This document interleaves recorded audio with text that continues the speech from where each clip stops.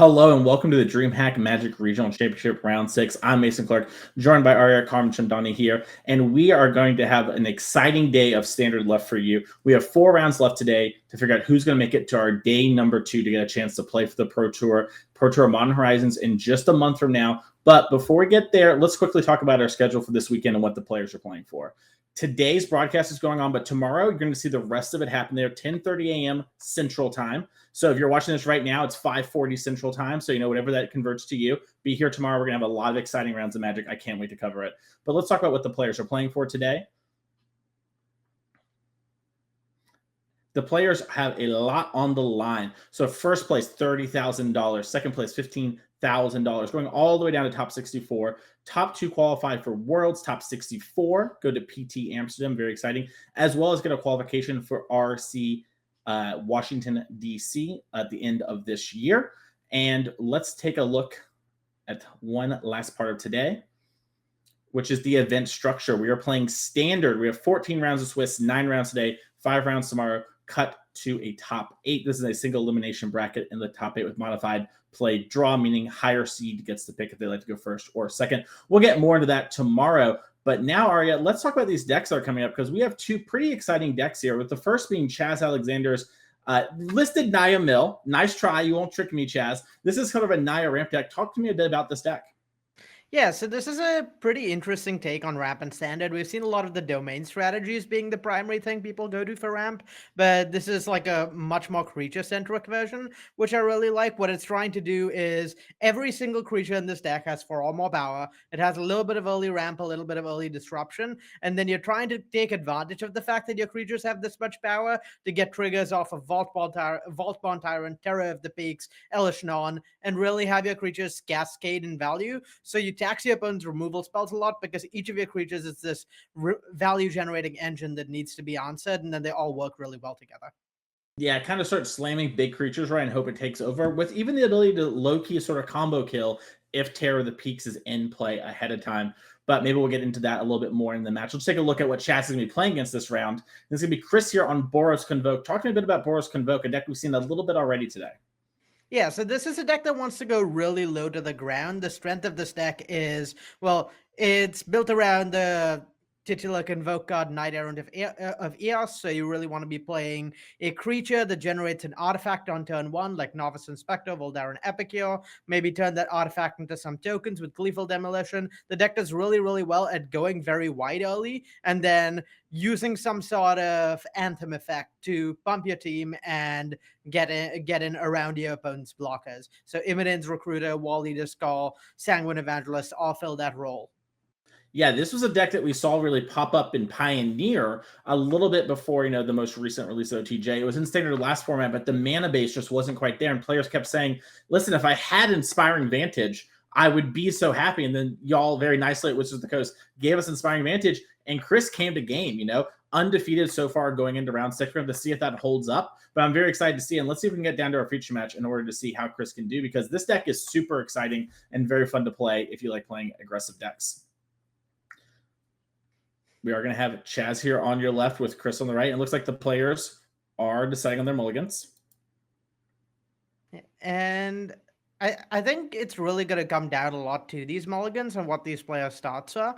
At the end of the day, Chris's deck is much lower to the ground and faster than Chaz's. So if uninterrupted, he's pretty likely to run away with the game in the first few turns. But Chaz has, I believe, 3 copies of Temporary Lockdown in the main deck. And those are really what he's looking for in these opening hands, trying to find that so that he can stymie some of Chris's early aggression and then take over the late game. Yeah, we see a Razor Verge Thicket, followed by a Voldaren Epicure here for Chris. And yeah, it does seem like Chaz sort of knew, like, hey, I'm kind of weak to Toxic. I'm kind of weak to Boros Convoke. I don't know what else I'm weak to. Let's put some Temporary Lockdown in my main deck. And this is definitely a matchup to have it. And when the deck list being open in this tournament, is that going to really change, decisions like this? I don't think it really can afford to for Chris. Chaz's late game is really, really strong and pretty handily goes over the top of Chris. So Chris doesn't really have the luxury to play it slow, play defensive, and just play around the temporary lockdown that way, because if he does, he has the potential of just getting outscaled and maybe even combo killed, like you talked about with Terror of the Peak, cleaning up the game really quickly and turning the tables. Yep. Chaz played Glimpse the Core there. That's just a traditional ramp spell. Go and find yourself a basic. We're going to see a Voldaren Epicure played here for Chris. Get the ping in, get a blood. And it looks like Chris shorthanding a little bit here. Made a blood from the Voldaren. Is just going to Gleeful Demolition it. Not going to waste the time putting the blood out. And gets 3 goblins on the board. Yeah, and this is exactly that start we were talking about earlier, where the deck wants to get something that generates an artifact down on 1, Gleeful Demolition on 2, and then you follow this up with either Knight Errant of Eos to refuel, or Immodane's Recruiter, Wall Eater Skull, one of those cards, to get in a bunch of damage, and this is a really quick clock. So I think this is really the turn Chaz needs to have that temporary lockdown. Yep. And you see Chaz taking a look, and I have to wonder, if you had the temporary lockdown, you're either so set up that you're like, maybe I can afford not to, or, it's just like, well, I probably don't have it if we're not slamming. We'll see Chaz here is going to play Cavern of Souls. Yeah, I also want to address the possibility that Chaz has the temporary lockdown, but not the second untapped white sauce, because I believe that's 2 forests in play, though it's hard to tell what they are on those lands. And untapped white sauce is a little stretched in once you get to your 4th land drop.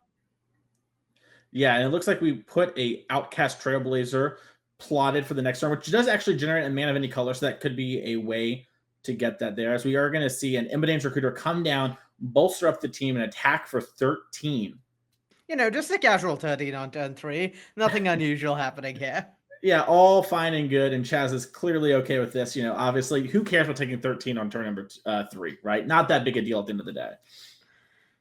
Yeah, I think we're getting to the point where Chaz has very, very few outs left. Even a temporary lockdown here is likely to be too slow. There's still going to be that Recruiter in play, and at 4 damage is a lot of threat for face damage with Wall Eater Skull, or just chipping in few points with Voldaren Epicures. So pretty low life total to be at.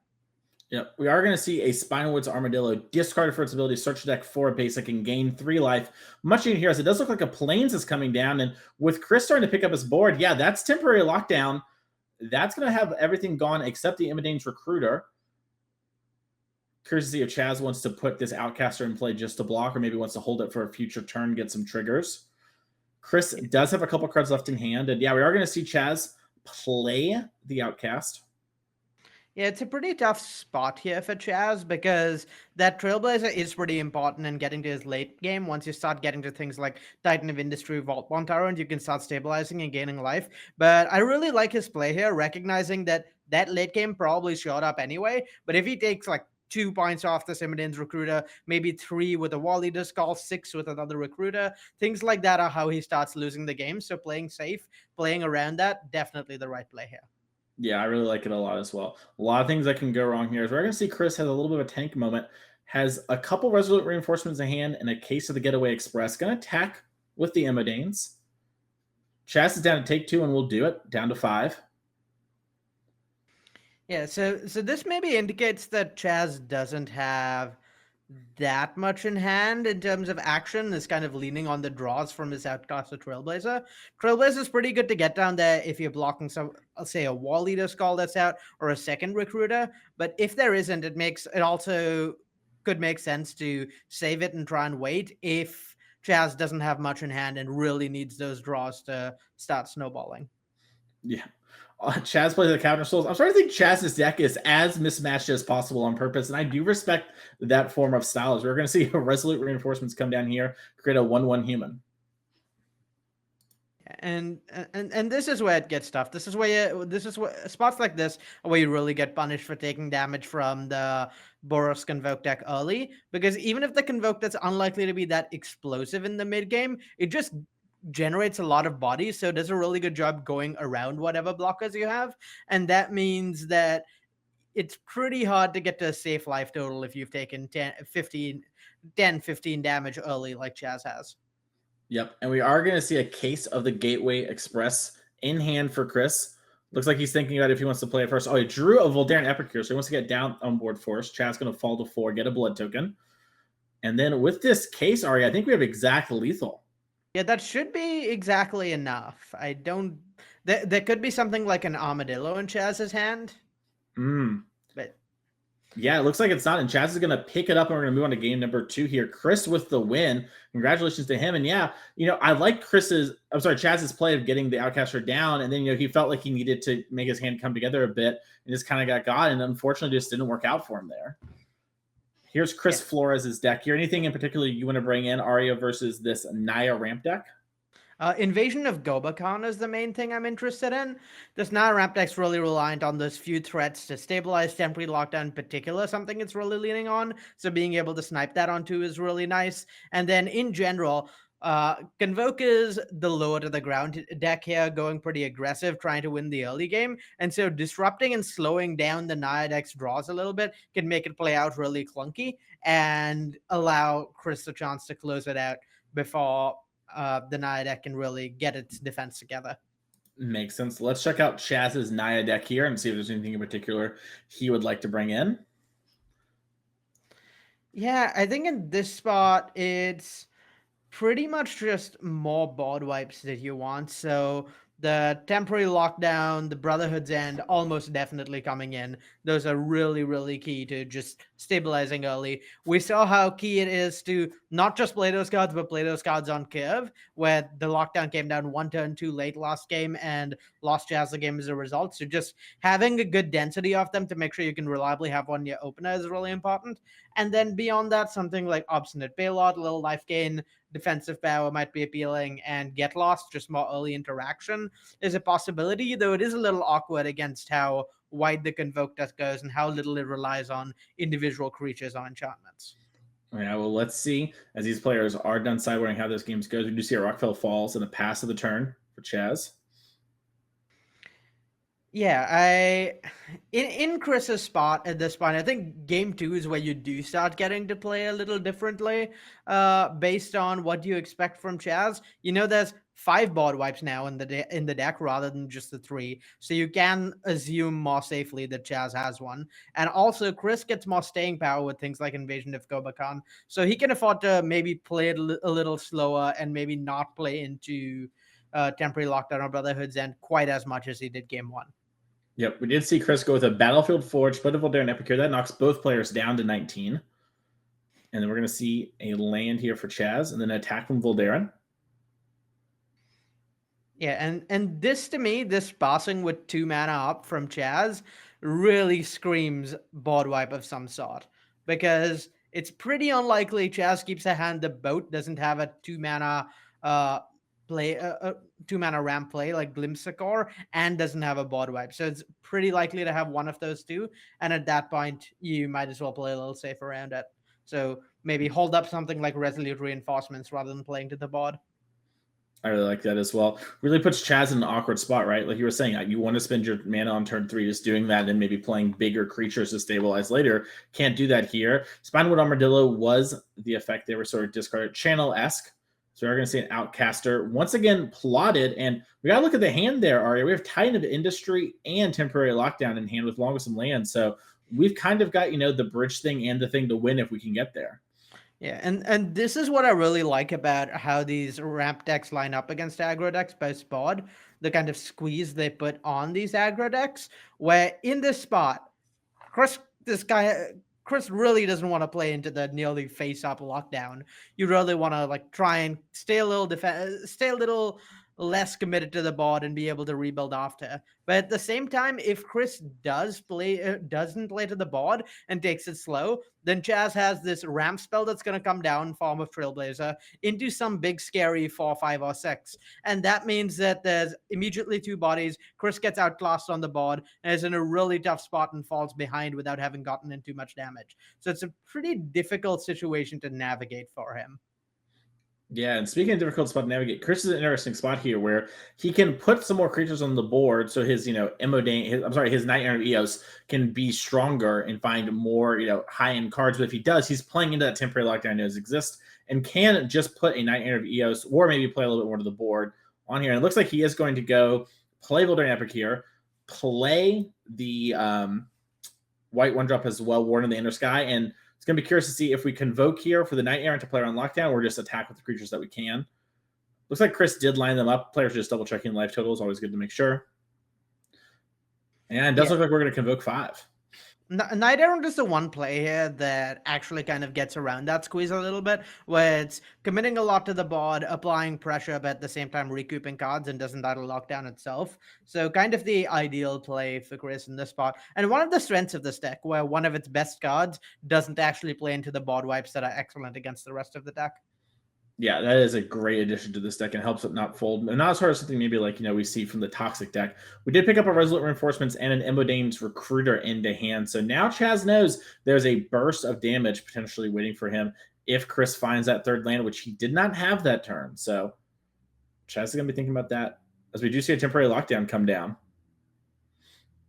Yeah, and I mean, we're seeing the effects of that squeeze here, even with the Night Errant. We're seeing even if there's 4 damage coming in here, that's still Chaz at 15. And then next turn with an untapped land, he's able to play one of the 7 drops, one of the 6 drops in his deck, thanks to that Trailblazer. And Chris is just so far behind against that. It's really hard to keep up when constrained on mana and your threats are ultimately just smaller than what Chaz has access to. Yep. We are going to see a Knight Errant of Eos attack in on the Chaz there. Chaz played the Surveyor land last turn, put a Volcanic Smite into the graveyard. It's going to play a Forest for turn. And has a lot of mana available to him. Remember, he has that Outcaster plotted. So we do see a Tranquil Frillback come down. I'm curious to see if we're going to kick this inning. Looks like we are. Probably for 4 life. Doubt we're going to blow up our own temporary lockdown. Is a line. Yeah, and that makes sense, just spending the mana this turn to gain some life. It might not seem that impactful in the face of the Knight Errant, but given we know that next turn Chaz is going to be able to play a land, play that outcast to get this mana for those 7 drops we've seen him have in hand, that means that this throwback is going to be rotting in hand for at least a turn or two. And at that point, you might as well get it out now, get the life gained, even if it doesn't line up particularly well into Chris's pod. Yeah. We are going to see Evidence Recruiter come down as the land was drawn from turn here. We're just going to double check the math here. Looks like we have 7 from the little creatures and 5 from the Knight Errant, so it'll be 12 total. Looks like we're going to eat one of the 2 1s. And that makes sense. Chaz has had a nice high life total. We talked a little bit about how the Convoke deck can go around really well and getting those last few points of damage. So having an extra blocker there rather than saving exactly 1 damage is pretty valuable, particularly given Chris has a lot of cards and is likely drawn ways to go wide and bump his team. Yep. Oh, there it is from Chaz. Land number 6 for Cavern of Souls. We're going to see Outcaster. You see him going so quickly, Arya, as he knows he can play Titan of Industry here. Has a lot of different modes available, but one of the ones we're pretty sure of is going to be gain 5 life. And we're going to get to draw a card from the Outcaster. We'll see what the other mode is. Typically, players choose the Rhino mode. Make a little 4/4 friend, which will get another card drawn. Yeah, I really like choosing the Rhino mode to go with the life here. And this is what we talked about before the match started. How Chaz's deck is filled with these creatures that snowball off each other. What Trailblazer, sure, it's a great ramp piece, but it's also drawing cards off the Titan, drawing cards off the 4/4, getting more threats, which will in turn draw more cards and snowball themselves. So once Chaz's deck starts going, Chris is really in trouble when playing from behind. Really is. We're seeing Chaz here size up. He's got 2 new cards. Wants to figure out, maybe I want to be attacking here from Chaz, figuring out, sort of how many cards does Chris have? He's stuck on mana. I know they're all spells, right? Kind of a complicated spot. I'm just going to pass the turn. Yeah, and in this spot, I mean, if there's even one more, like 5, 6, or 7 drop for Chaz, I have a hard time measuring Chris get back into this. Like I said, the threats in Chaz's deck snowball so well, and if you look at what those actual threats are, something like Terror of the Peaks ends the game pretty quickly on its own, and the alternative stuff like Volpod Tyrant or Elishnon just draw further towards more threats that will eventually end the game. There's a lot of inevitability here for Chaz. We're going to see a bat made there with a Sanguine Evangelist. And it looks like Chris is going to Convoke again, getting another Knight Errant of Eos onto the battlefield. Look at the next 6 again. And Chris here really trying to do what we talked about, going wide, going around the creatures that can block so that, maybe if you're pumping your team with something like Wall Eater's Skull or Imidane's Recruiter, and you have like 1 or 2 or 3 more attackers and Chaz as blockers, you can get in for a large chunk of damage and then finish with a few points if possible. But yeah, there's no real way to go through the threats Chaz has in terms of removal Chris has access to. So going around kind of his only option. That means playing to the bot as much as you can. Yep. And Chris doing a really good job of just sequencing, trying to put the most on the board as possible. That way Chaz doesn't feel free to attack. Like we talked about, things are going to start getting snowballier and snowballier for here from Chaz. And the creatures are all quite large. So even one coming through represents a huge portion of the life total. We are going to see another Cavern of Souls played. Those players are going to get signed to market in a second. I believe the first one was on Dinosaur. Yeah, you got to play around all those counter spells from the Convoke deck. You never know when they might come up. Got to make sure you have your types handled. Yeah, if I was Chaz, I would actually just name Boar, because then my opponent's thinking about what does Boar mean, and now I've got them in the spin. Open deck list, they're double checking. What was the Boar I had? It was nothing. Well, if my opponent names Boar, I gotta assume that they just think the match is done and they're bored waiting. See, that's why I can't get you, Arya. As we do see Elish Norn come down, that's going to double enter the battlefield triggers from Chaz's side, and notably, Arya, remove them from Chris' side. So that other Knight Errant Eos we have is not going to get to search. We're not going to get anything from Danes. Yeah, you just see Chaz like, yeah, I'm sitting pretty. I can't quite hit you for lethal yet. I'm just going to hold back, and, puts Chris in a very awkward position. Yeah, Elishnon is pretty close to game end for Chris. There's very few ways to interact with it in his deck, and it shuts off basically his entire deck. It shuts off Knight Errant, it shuts off Sanguine Evangelist, it shuts off all the 1-drops to make artifacts, it shuts off his main piece of removal, Case of the Getaway Express. All of those don't actually do anything with Elishnon in play. So if Chris wasn't playing from behind before, he really is now. Yeah, and I have to imagine Elishnorn is part of the reason Chaz picked this deck. We're seeing it do great work here. When you think about it in standard, right? Arya, decks like, Teamer Analyst, they rely a lot on enter the battlefield triggers, and none of those work. So Chaz splashing for white here is really kind of paying off, as we are going to see another Knight Errant comes out. I can still Convoke, just won't get its ability. Yeah, and I mean, once you get rid of all the enters the battlefield abilities, these are not the most impressive creatures. 1 mana, 1/1, 4 the have to tap your creatures for Resolute Reinforcements, a 2 mana flash 1/1. So I guess that's something, but not really lighting up against the dinosaurs and or balls that Chaz may produce. Yeah, and we see Chaz has another Tranquil Throwback in hand, has some lands, but can probably pretty easily, gain a lot of life here and start pushing damage through and start making Chris fall in the back. We're going to see how Chaz wants to navigate this here. He's done a really good job of stabilizing, playing to his outs. Yeah, I think at this point, it's really just winning the game with some sort of combo is the most likely. Terror of Peaks in some form entering play, it's pretty likely to kill Chris over a single turn or two, thanks to Elishnon. So there's no real reason to overextend into this board. Maybe open up some attacks back from Chris when, if you play it slow, you're just going to win. So you might as well just take it slow and wait. Makes sense. As we are going to see Tranquil Throwback come down. I do believe that is an enter the battlefield ability. It is like Kicker, but not actually Kicker. So we might see extra life come down. Looks like Chris is going to respond with Get Lost on the Elishnorn Mother Machines. That's going to open Chris back up to using his effects. Yeah, and what waiting on Get Lost here does is it means Chaz is going to. It means Chaz is already committed mana to something with the plan that Elishnon is in play. So the idea behind Chris waiting there rather than trying to do it on his main phase, get more triggers, is try and maybe ambush Chaz, get Chaz to play stuff that locks him out of interacting well, and then untap and win with some sort of powerful ETB trigger or two, like another Immodane's Recruiter. So it makes sense to have waited there. But that said, given the life total Chaz is at and the strength of his board, I don't really think there's much getting out of this for Chris. Yeah. It was really well played there on Chris's part, just to do everything we can to try and get out from underneath the problem here. But unfortunately, it's getting worse. As we do see another temporary lockdown come down. That one's only going to have one Voldaren Epicure underneath it. Yeah, as long as Chris has fewer creatures in play than Chaz, there's really nothing to be done. I don't know whether any of the creatures... I think the Titan of Industry might have reach, so I don't even know if that Sanguine Evangelist token can get in. Should there be another one that comes into play?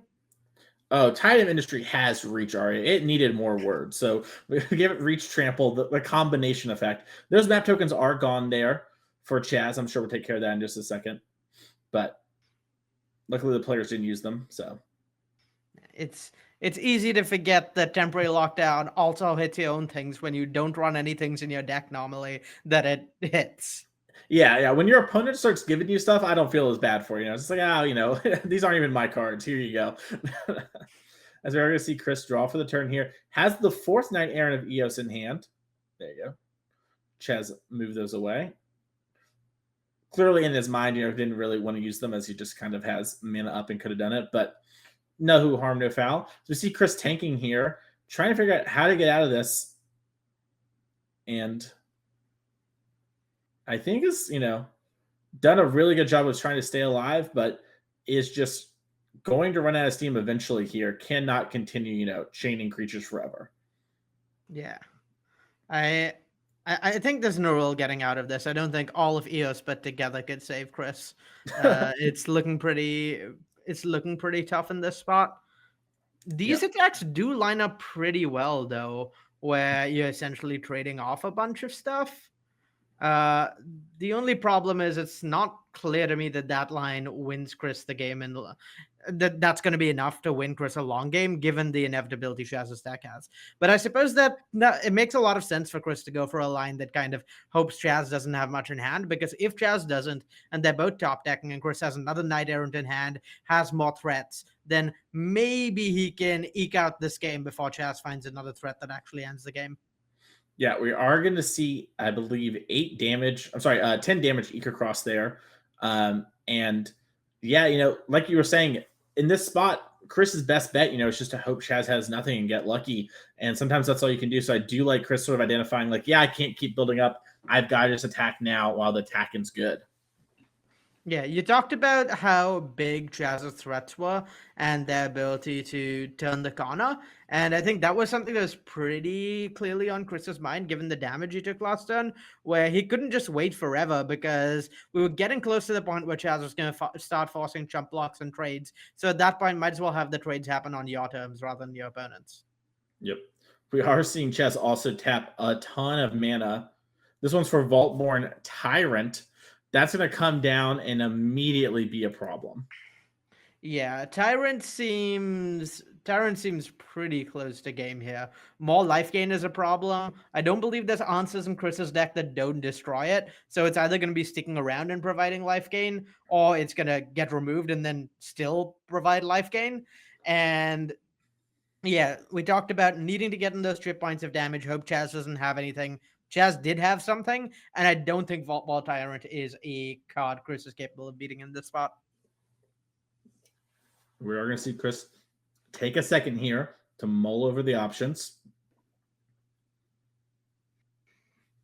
Yeah, it's worth noting that maybe in most decks, Vault 1 Tyrant, you could still miss for a few draws. It's just a 6/6 not doing much. But as we talked about the start of this, right at the beginning, every single creature in Chaz's deck has 4 power. There's, I think, nearly 30 things that trigger that Vault 1 Tyrant. So there's not really dead draws that Chris could hope for, other than just land after land after land. No. We're going to see a Novice Inspector come down. That clue's on the side of the battlefield going to be added in a second. Then we're going to convoke out for the 4th Knight of Eos. We've got them all.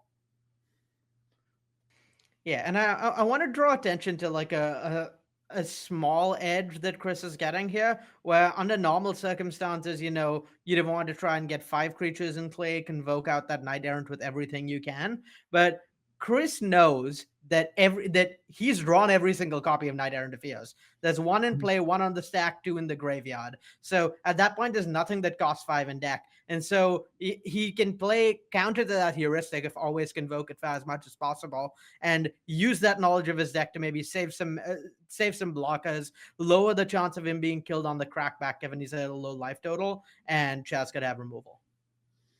No, we are going to see Chris play Ward on the Inner Sky. Still has that Kotzel Flanker, has it Immodanes, and is going to pass the turn back. Looks like Chris is double checking, asking actually how many cards Chaz has in hand. Tide Industry does have reach to the bat, can't attack, but you can tap some creatures, or the Inner Sky can tap, non-creature things as well. Looks like Chris is going to hold them back as blockers in case he needs it. Yeah, that makes sense. I mean, one removal spell is enough for lethal. There's exactly 13 power on Chaz's side, I believe. Mm-hmm. We are going to see Chaz take a second, think if he wants to get his attack on. Yeah, it's just really hard to imagine it going poorly for Chaz at this point. Being at the point where you can maybe force jumps is pretty nice, though he still does need another threat at least to stabilize. Given those recruiters are in hand, I could see this going poorly if he doesn't have anything else of relevance in hand. Yeah, I was gonna say we talked a lot about how Chris is kind of super far behind, but he's done a great job of staying in the game to hope to get lucky. And Arya, I think he might be at that point where he's getting lucky. If Chaz had one of the bigger cards that would immediately stabilize, we probably would have saw it played. So that means there's maybe a kill spell, maybe some small little thing that can happen, but nothing too massive. And you see Chris kind of thinking about it right now. What can I attack with? How much damage can I push? What's my play here? Yeah, we've already seen 2 frillbacks from Chaz, so you're not that worried about the possibility of one. An armadillo would have gotten played. That's the other thing that can gain life. Yeah. Yeah, that's a great point. If you had an armadillo in hand, you would just play it because it gains you life and is a body. Oh, the one thing we might see here from Chaz is Smuggler's Surprise, is what I'd be worried about, and maybe a reason not to do a big attack is a fully cast Smuggler's Surprise could be a pretty nasty ambush in combat. That is true. We are going to see train the troops here off Imidane's Recruiter, making 2 knights. We're Yeah, going to and scry one. it makes sense for Chris to do that here, given either Chaz has the Smuggler's Surprise, in which case, if you attack, you pretty much lose the game on the spot, or Chaz doesn't have the Smuggler Surprise, at which point putting 2 more creatures in play makes it pretty unlikely Chaz is going to be able to get enough blockers with no play this turn by next turn. So, regardless of which of those 2 options Chaz has, this line plays it pretty safe. It only really loses to something like Temporary Lockdown. Yep. Chaz there just untaps and draws. If he did have the Smuggler Surprise, he has way more patience than I do, as we are going to see a tapping of 7 and another Vaultborn Tyrant. And this is the point at which Chaz's deck starts to really pop off, when you're drawing multiple cards off of each creature in your deck. Pretty hard to keep up. So I think we're looking at maybe a 1-turn window for Chris. Though there are enough creatures that I think Chris might just have lethal with a good enough draw to go with that Recruiter. Yeah, we are going to see the Outcaster come down. That's going to gain more life. Draw more cards up to 22. And yeah, I think that Outcaster actually maybe saved Chaz there from dying. I wasn't finished through the math of a final count of it, but it was very close to being lethal. And now he's going to pass back to Chris here. Yeah, I think specifically a Resolute Reinforcements might still get there. I also don't know if there's another recruiter in hand. It's hard to keep track of how many recruiters we saw off of. We saw off of the Knight Errants, but a land plus another recruiter would also do it, I believe. Yeah, Chris had Kotzel's Flanker from earlier in the game. Could potentially have drawn one this turn. A land would also allow you to double spell here. Oh, I actually believe Resolute Reinforcements would only be 17. So I don't actually know that there are draws in Chris's deck that get there now that Chaz has played out that Trailblazer. Yeah, it might be a situation where Chris needs to put another Imidanes on an adventure and then hope to draw a land on the next turn, double Imidanes and attack. But I don't even know if that's an out, let alone what Chris drew. Yeah, we're getting to the point where double Imidanes is just not going to be enough because Chaz is going wider every turn than Chris is. Yep. Oh, production tried to help us out. They tried to give us the hand cam, but Chris hit it. Playing it close to the chest. Also has that clue token that we could pop and try and hit something like a get lost, but yeah, get lost probably not cutting it at this point. Given the main threats in play are the Vault Bond Tyrant, and get losing them only gives Chaz another Vault Bond Tyrant. Pretty. There's some pretty awkward lining up of the removal Chris has in his deck. All right, well, it looks like we drew the Resolute Reinforcements off the draw step. We had a Ganjo in hand before. And the thing is, Chaz is no longer, Chris is no longer at the point where he can make attacks to get in a few damage and then win over 2 turns, because Chaz has enough threats that easily off when they're blocking on these like smaller swings. So Chris is just past the point where he can attack with all his creatures, and that means that he can't really get in any damage at all before that final big swing, if there is one. Looks like we got some scries going on in a passing of the turn.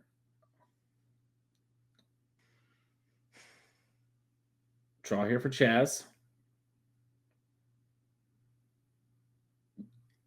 You've got to wonder about time in the round, too. This game has gone on such a long time.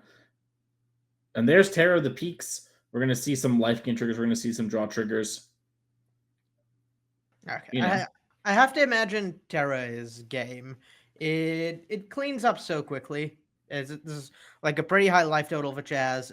Terra's probably going to kill at least 2 things here. And then there's close to lethal attacks coming through, if not actual lethal attacks, depending on the size of the creature Chaz triggers Terra with. So I gotta imagine we're going to game 3 at this point. Yeah, there's a Territorial Stomper coming in. Topiary Stomper, excuse me.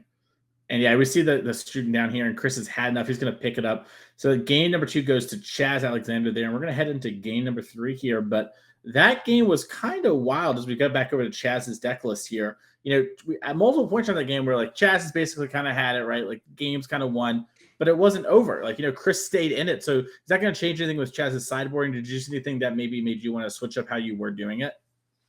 I don't think so. I like Chaz's approach of bringing in cheaper things to die a little less early, so the throwbacks work well for that. And then, of course, there's the extra board wipes.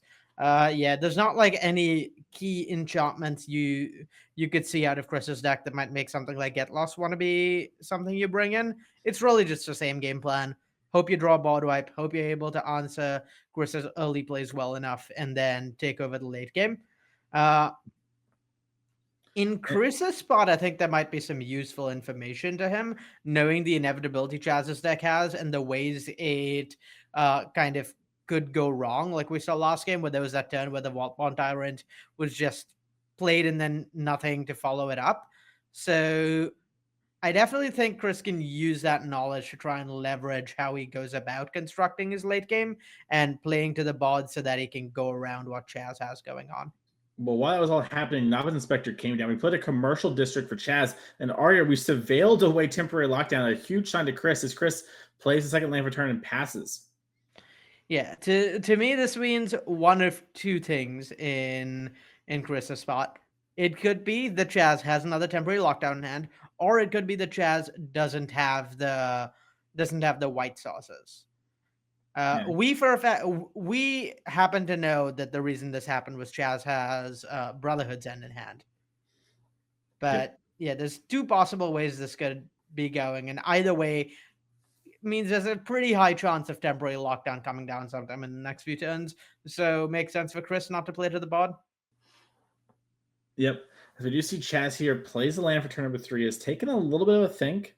Does have cards like Glimpse the Core in hand as well.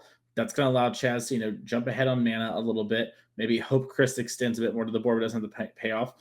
We have the Outcaster, which we've seen multiple times get plotted and come down a later turn. We're going to see that again here.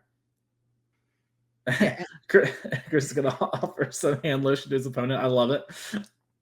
Yeah, and this is, I think, a spot where the play draw difference becomes really crucial. It becomes it's like clear how important it is in this matchup, where on the play, on the draw in this spot, we saw Chris in this exact spot almost game 2, where he was put into pretty tough squeeze. Game one, sorry, he was put into pretty tough squeeze where Chaz had plotted this thing and was threatening to wipe the board.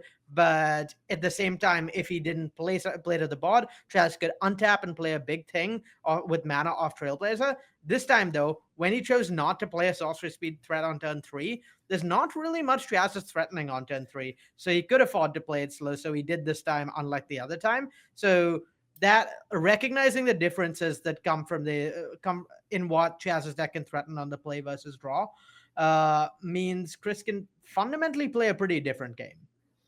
Yeah, we are going to see Sanguine Evangelist come down after the Kotsul Flanker, which was actually great to have up on turn 3. Had Chaz wiped the board with Brotherhood's End, we could have played the Kotsul as a 5/4 flash, which would have put the pressure on continuously. And this is sort of what I love about this ramp deck. I'm sorry, this Convoke deck here, Arya, is that it just, when you play well and you just kind of like think about what your opponent can do and you take your time, you can play these kind of longer grindy games while also playing these lightning fast games. As we are going to see the Outcaster Liberator come down.